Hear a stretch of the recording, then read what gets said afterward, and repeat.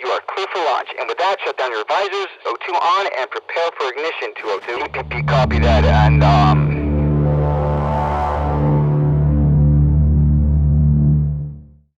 Hey, Mr. Rushoff here. So this is our first lesson in our unit on the fundamentals of human geography. Now remember from our introduction to geography lesson that human geography is the study of the human characteristics of the Earth and how spatial relationships define them.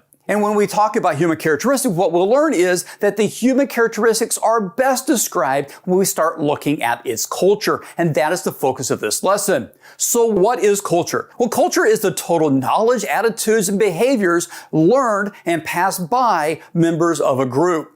In other words, culture addresses all we know, all what we think, and all of what we do. Within a culture, it includes what we eat, where we sleep, who we worship, how we interact with our family, how we speak, how we organize ourselves and our existence within groups, and how we write, paint, or draw, and so much more. Culture includes everything we are and everything we do. Now, there are some terms we need to know when we talk about culture. The first is society. Now, there's several different definitions for this, but I think the best is that this is the aggregate of people, which means all the people who are living together in a more or less ordered community.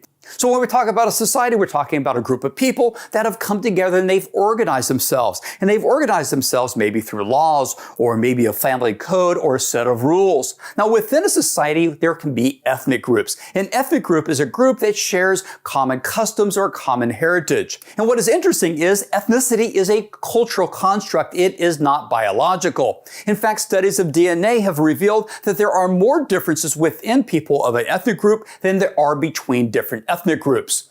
Ethnicity is cultural. An ethnic group really is a group of people who share the same values and, well, culture. But as we begin learning about cultures different than our own, we need to defend ourselves against something called ethnocentrism. Ethnocentrism is the idea that your group or your own culture is better than the others. There is probably nothing that has more separated the people of the world and has created as much conflict as ethnocentrism. Now, the problem is, it's so easy to be ethnocentric. Let me give you some examples. What if I told you that some people in South Korea will not write the names of other people in red if they're still alive? Does that sound odd?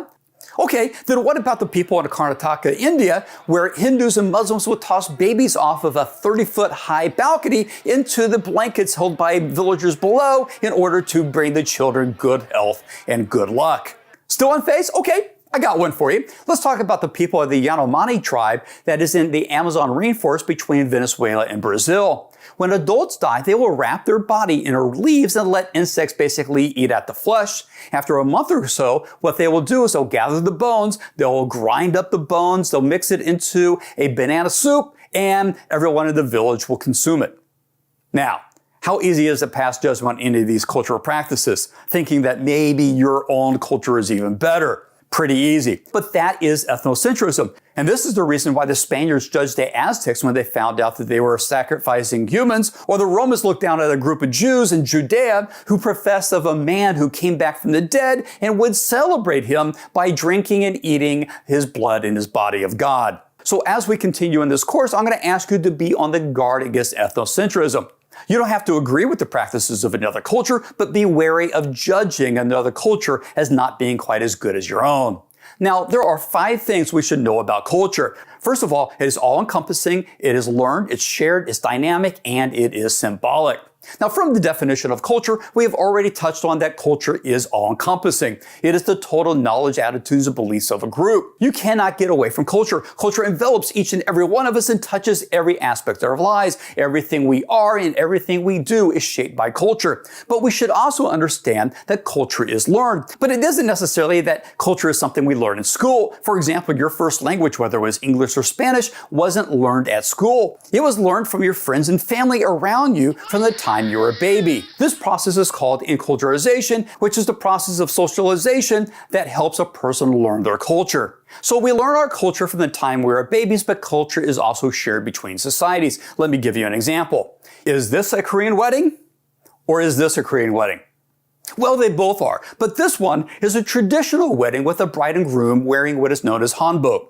When I lived in Korea, a good friend of mine married a Korean woman, and I participated in his wedding, which was kind of like this. To honor her family, Roy agreed to a traditional Korean wedding, and I had a small part. I got to carry the wedding ducks in and stand next to my friend Roy during the ceremony. Now, the ceremony was in a big park in Busan, which is a city in the southeast portion of the peninsula. So there was Roy, a kid from Iowa, standing there in full hanbok, standing next to his beautiful bride in her hanbok. Now, across the park, I could see another couple getting married, and unlike Roy, who was an American, they were full Korean. However, the groom was in a very elegant tuxedo, and the bride was in a flowing white dress. Both of these were Korean weddings, but the modern wedding that the other couple were celebrating was due to the sharing of the Western culture that had been shared with the Koreans, really starting after about the Korean War. When a society accepts aspects of another culture as their own, this is called acculturation. Acculturation occurs as different societies interact with each other and culture spreads. The spreading of ideas, inventions, and patterns is called diffusion and is part of the movement theme of geography. And the place from which a culture originates and moves from is called a cultural hearth. For example, jazz is a type of music that originated in New Orleans, Louisiana in 1895. Today, jazz, however, is celebrated around the world. In this case, New Orleans is the cultural hearth of jazz. Now, there are many different cultural hearths, and we'll be focusing on 4 in this course. They are the ancient river civilizations such as Mesopotamia, ancient Egypt, and the Harappan and the Yangtze river civilizations. Each have been cultural hearths not only to their regions of Europe, Asia, and Africa, but to the entire world. Now, as societies have more contact with each other, their cultures come together, and this is called cultural convergence. Now, just as plate convergence is the colliding of tectonic plates, cultural convergence is the colliding of cultures. What we find with cultural convergence is as cultures come together, they become more similar. This is the reason why you can now go to Korea and see a wedding, and it's probably going to be very similar to what you're going to see in the United States. Now, the introduction of the airplane, television, telephone, the internet has increased the rate of convergence around the world in what is known as globalization. Essentially, globalization is cultural convergence on a worldwide scale. And the culture that is becoming more and more dominant is that of the United States. This is largely through American multinational corporations such as McDonald's. This is why you can eat McDonald's in 118 countries in the world today. But just as cultures can come together through cultural convergence, societies can be separated from each other either through distance, physical geography, or from their own choice. When this happens, the cultures of the societies will become more different. We call this cultural divergence. For example, between Spain and France, there is a mountain range called the Pyrenees which separate their people. On one side of the Pyrenees, people will speak French now. On the other side, people will speak Spanish. Now, distance can also create cultural divergence. The further away two sets of people are, the less interaction there will be. We call this phenomenon distance decay, but it also creates cultural divergence. Now, cultural divergence may also be intentional. Take the Amish, who are a group of people who live in states such as Pennsylvania and Indiana. They've made a choice to live in their own communities. They don't accept modern technology, and they have evolved into a culture that is different than the rest of the United States. This is called intentional cultural divergence. Now, let's quickly review some of the terms we've learned so far. Enculturation is how people or individuals learn their culture. Acculturation is how societies adopt elements of another culture as their own. Diffusion is how cultures spread. Cultural convergence is how cultures come together, become more similar. Cultural divergence is when societies are separated by distance, physical geography, or intentional actions, and the cultures become more different. Then we see that culture is dynamic, and dynamic means it is constantly changing. That's what we find in culture. For example, here are 3 pictures. Can you identify which picture shows the American culture? Well, actually, they all do, but at different times in our history. And there are 2 major reasons why culture changes. We've already talked about the first one, which is acculturation. As a society is introduced to different cultures, they will begin to adopt aspects of these cultures. It might be food, language, music, really anything that society might want to be able to take from one culture and make their own. The other major factor that makes cultures be dynamic and always changing is technology. And what is technology? Well, let's see if you already know the answer. Let's take a look at these 3 pictures. Which one do you think is technology? And if you answered all 3, you're absolutely right. Technology is the application of knowledge for a practical ends. It is mankind's constantly looking to solve problems. And whatever mankind develops to solve these problems is technology. Now, a closely related term is innovation. In fact, innovation is often used interchangeably with the word invention. But innovation is when someone takes an existing technology and solves a different problem with it or uses that technology differently. Now, the process of innovation usually inspires new invention, and the process in the cycle continues. And because this process of identifying problems, developing technology, and then innovation is continuous, so is the change in culture. A great example of technology changing your culture is your cell phone. When I went to high school, we didn't have cell phones. They didn't exist yet. Yet now, cell phones have changed how we communicate with each other, how we're able to gather information, and even how we are able to take pictures. Technology is always changing, so culture is always changing. We also find that culture is symbolic. A symbol is something verbal or nonverbal that stands for something else. Cultures are based upon a shared set of symbols and meanings. In a Christian culture, the cross has a specific meaning, as does the crescent moon and star in a Muslim culture. Our flags are designed with symbolic meaning to express the elements of each nation's culture.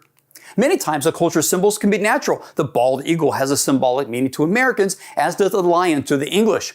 People express their culture in symbols. Among the most important symbols of a culture is its language.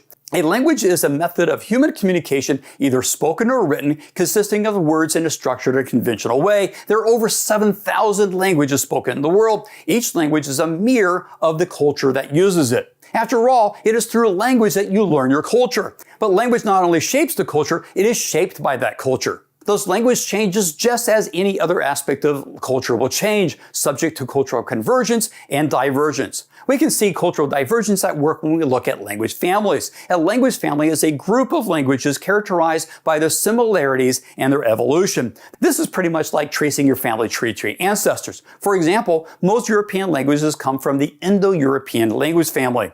But because people didn't live all in the same place in Europe, this family is split into 6 different groups in Europe, including the Germanic and the Italic languages of Germany and Italy. Now, the English language actually came out of the split of Germanic languages, and Latin came out of Italy. Now, when the Roman Empire began to conquer Europe, the Roman soldiers brought with them the spoken version of Latin. This vulgar Latin would become the base for Italian, French, Spanish, Portuguese, and several other languages, all of which we call Romantic languages. But we don't call them the Romantic languages because they are the language of love, but because they were all derived from the Romans.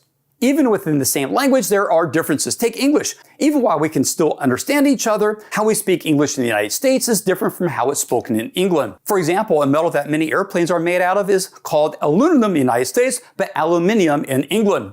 In England, you might use the loo. In America, you use the toilet. In England, when you're going on a trip, you might be putting the luggage in the boot of your car. In the States, you're going to put your suitcase in the trunk. The last letter of the alphabet is still this one. And while we call this letter Z, in England, they call it the letter Z. This is an example of a dialect. Now, a dialect is a change in speech patterns of the same language related to class, religion, or cultural changes, and they occur in every language. In fact, dialects can occur within a dialect itself. Even within the American language, there is dialects. In Texas, if you're calling to a group of people, you might say y'all. However, since I grew up in Kansas, I'll likely say you guys. If you wanted a carbonated drink with sugar in Texas, you might call for a soda or a Coke. As a kid in Kansas, I asked for a pop. Now, you might call the top part of a house a roof in Texas. I grew up pronouncing it a roof. These are all examples of dialects caused by cultural divergence as people move away from each other. Now, with so many languages in the world and each language having its own dialect, you can imagine the difficulties as you start to travel and trade around the world. This is where something called a lingua franca comes in. A lingua franca is a language that is adopted as the common language to be used between people who have different native languages. English is a perfect lingua franca. If you're an airline pilot, heading and descend at pilot's discretion, maintain 6,000. On current heading, descend at pilot discretion, maintain 6,000 air. regardless of where you're from, when you call either the airport control tower or you're talking to another airplane, you're going to speak English. That way, anyone involved in airline travel will be able to understand you. This is because the international community has decided upon English to be the lingua franca of international air travel. All right, so you now should understand what culture is. We'll continue to be looking at human geography in further lessons, but until then, keep on learning.